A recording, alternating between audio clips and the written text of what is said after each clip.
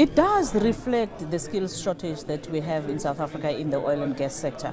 And I'm happy that we could have this platform to engage with the different experts, the industry role players, as well as CEOs of companies like you have the CEO of PASA, which is the Petroleum Agency of South Africa.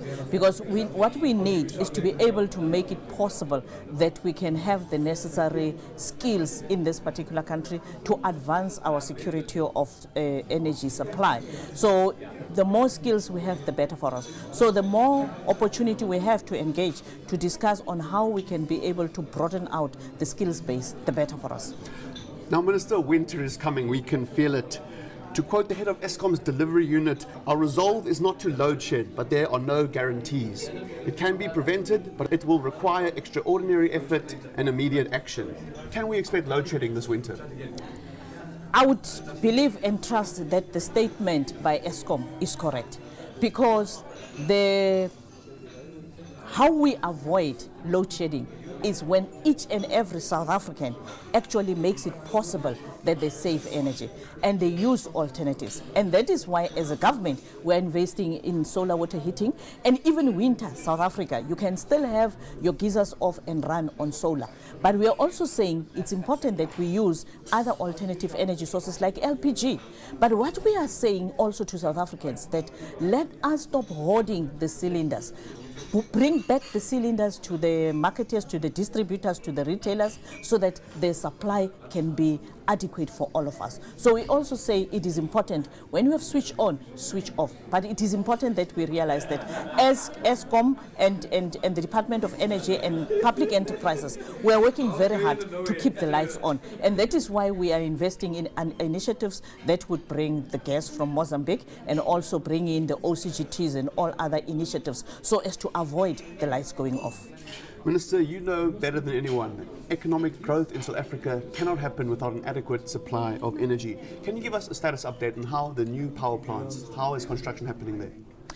I would believe that we have a bit of a challenge in terms of the target date that was given, and Eskom has given us, and it is public knowledge that they indicated that the first unit will kick in by the end of this year, and we are very excited, looking forward to the kicking in of the first unit of Medupi, but also the construction of the other power plant or other units at Medupi, as well as Kusile, are ongoing, as well as the initiatives at Ingula. What we have also done, you know that we have announced the first window of renewable energy, and by June we would have financial close, and the 28 bidders will start with construction and creating the necessary jobs. But we'll also be announcing immediately after the budget speech period, we will be announcing the second window bidders, so as to be able to increase the number of those who can participate in the renewable energy. But we're also looking at different initiatives that I will announce in the budget speech about how we're going to use the alternative energy sources so as to offload the pressure from the grid and be able to use the alternatives that are available in the country and the technologies that are able to produce in the country and also to bring from outside. Touching on now the large gas reserve found in Mozambique, is South Africa going to be working with Mozambique on this and with any other African countries for that matter? South Africa is working with Mozambique, and South Africa is working with Namibia. In fact, as we speak, South Africa has got what we call gas commissions with Mozambique and Namibia, which is initiatives and platforms to engage about how South Africa can also invest in the gas development. So we are very excited about the discoveries at Pande and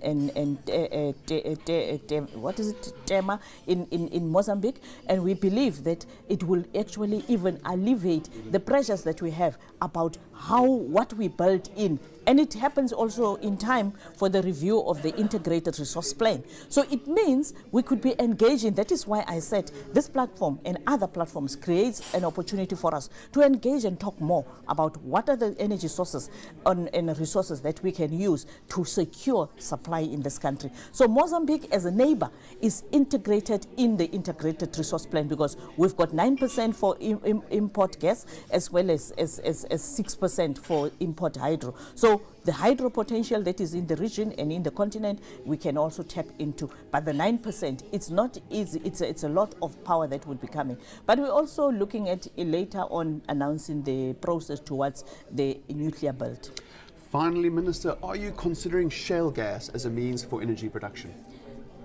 You know that we're still waiting on the report from the task team that Minister of DMR has been called on by Cabinet to establish, to consider the various information and give us an informed option. So I'm looking ahead or excitedly ahead at the report, and based on the report we'll be able to make a determination.